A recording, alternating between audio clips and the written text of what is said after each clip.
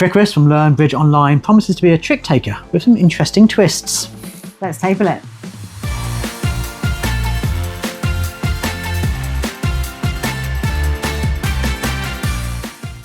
Welcome to BoxedMeeples. I'm Libby, this is Julian, and today we are talking about Trickarus, a new trick taker from Learn Bridge Online. They kindly sent it over to us and we are very excited to have a play. The artwork looks great. Yeah.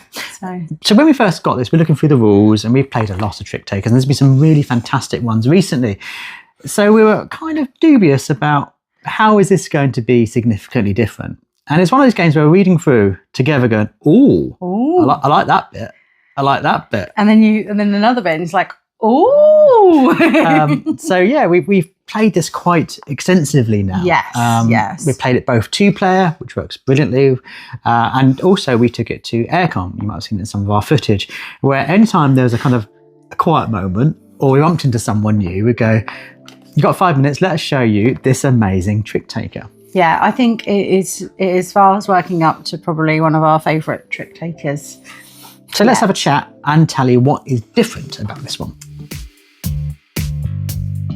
So in Trickorus, you are playing like a standard trick-taking game. And at the beginning of the game, you will start in the daytime. So all of the light side of your cards will be facing up and the suns will be the trump card. And of course, you have to follow the lead player's cards, and be it cloud or raindrop or even sun, and whoever has the highest number will take that trick. Unless someone hasn't got the suit to follow, then they can play the trump, which if it's sunny day will be, of course, be a sun. But things get intriguing when one person lays a 5.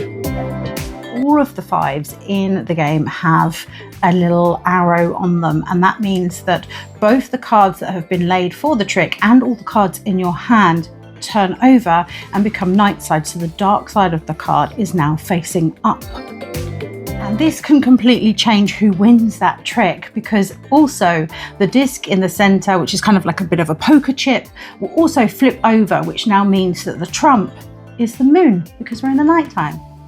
But the 0 cards in the game, they have 2 different suits on them, whereas many of the other cards are the same suit but different numbers, which invariably will add up to 10. So if you were the lead player and you played at 0 and another player then flipped the decks using the 5 card, that lead card that everyone needs to use may well be changing.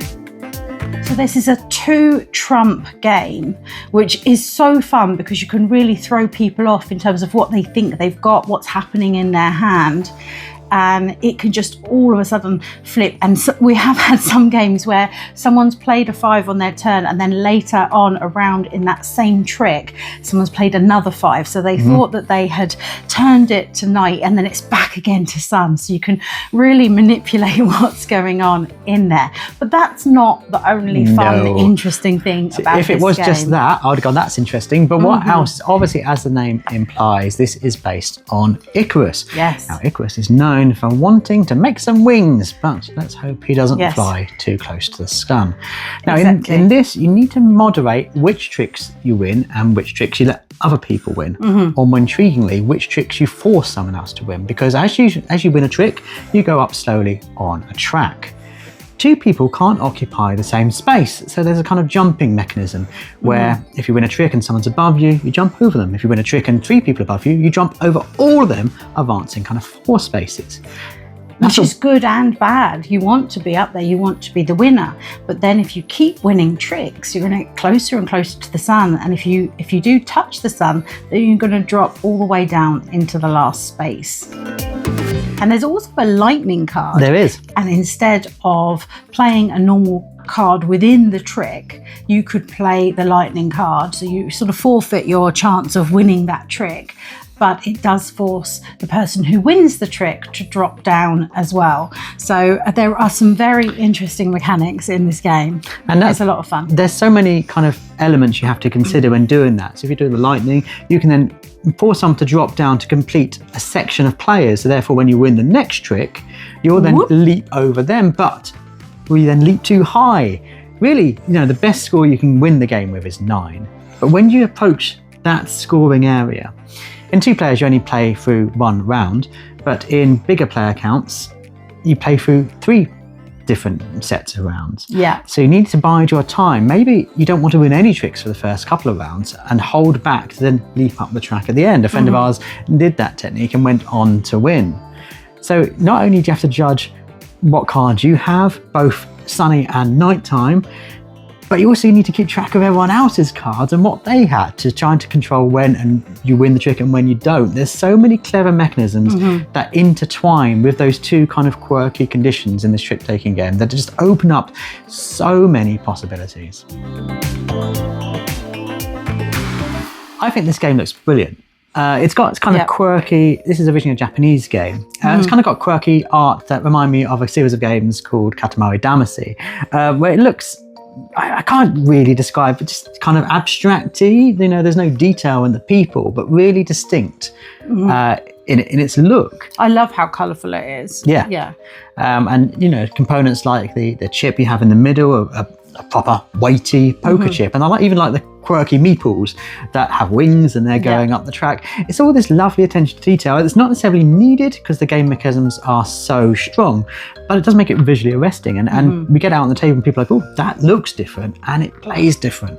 And and such a small package that, you know, it is certainly handbag size and you know, it plays, even with the 3 rounds with the higher player count, it plays quite quickly. So it's one of those games that you're like, oh, should we just play again? Should we play again? It's a nice little filler that you can play at any sort of opportunity. Yeah, and what's great is as you play it, it may seem a bit daunting to people who are new to trick takers, you're playing Uno or mechanics, but then within the first game, it clicks so quickly. And then when you go back to other trick takers, you're like, oh, I kind of miss those elements that are in Trickorus. So yeah, it's fast become one of our favourite trick-taking games and had so out of the blue. And it's lovely when that happens, when something just unexpectedly plops through our door and we're like, this is doing something different. And yay for that. Yes, we are absolutely loving Trickorus.